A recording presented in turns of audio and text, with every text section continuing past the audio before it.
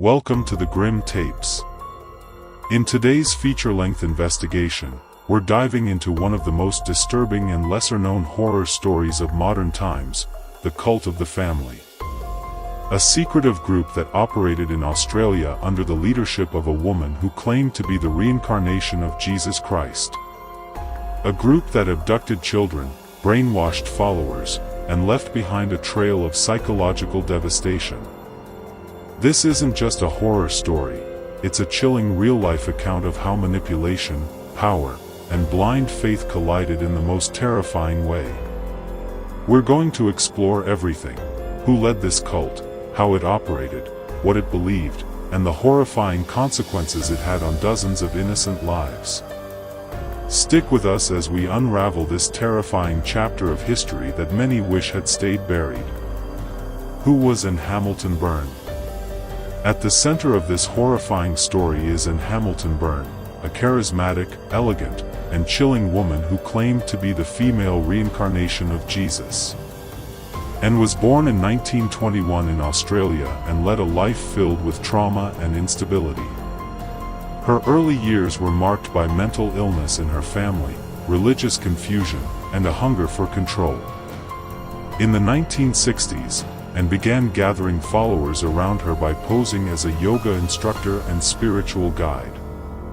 Her charm and presence quickly won over people, many of whom were doctors, nurses, and professionals.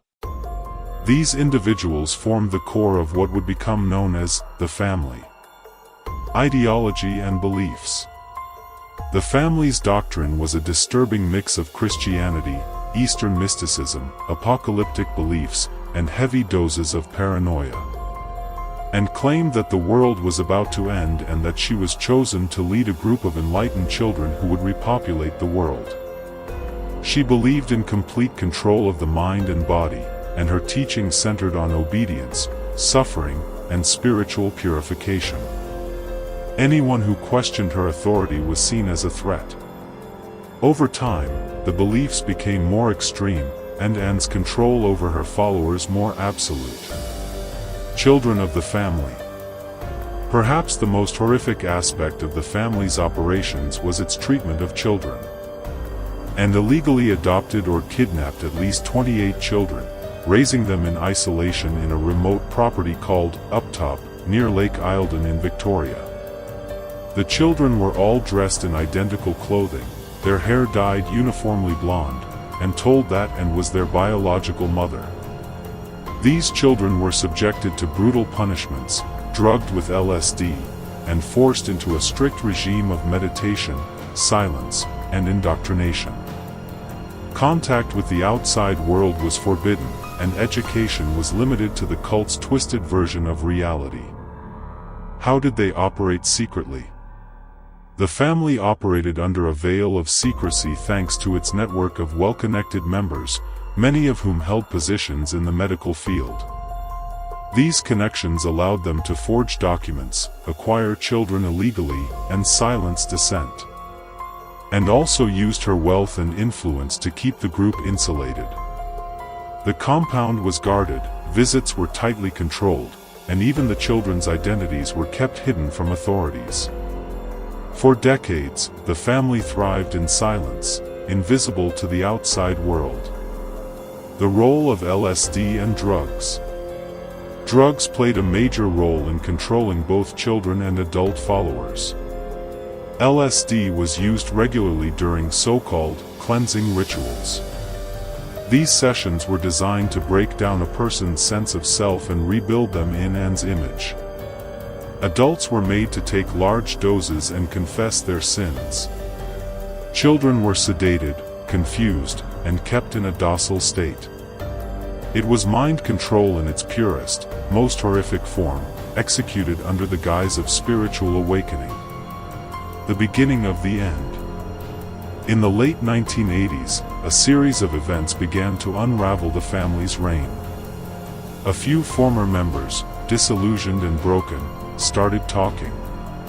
Authorities began investigating claims of abuse and illegal adoptions. In 1987, police finally raided the compound. What they found shocked the nation: frightened children, falsified documents, and a massive web of deception. Anne Hamilton-Byrne and several key members fled the country. After a global manhunt, she was arrested in the United States in 1993 but was only charged with minor offenses related to false documents. Shockingly, she never faced justice for the abuse and trauma inflicted on the children. Survivors and aftermath. Today, many of the children who were rescued from the family have spoken out. Their stories are harrowing, tales of lost identities, emotional scars, and years spent trying to rebuild their lives. Several documentaries and books have chronicled their journey, most notably, the Family documentary released in Australia, which exposed the cult's inner workings to the public. While Anne died in 2019, the pain she caused still lingers. Survivors continue to seek understanding, justice, and healing. The family serves as a grim reminder of what happens when power goes unchecked, and belief turns into fanaticism. Why it still matters today. The story of the family is not just a historical curiosity.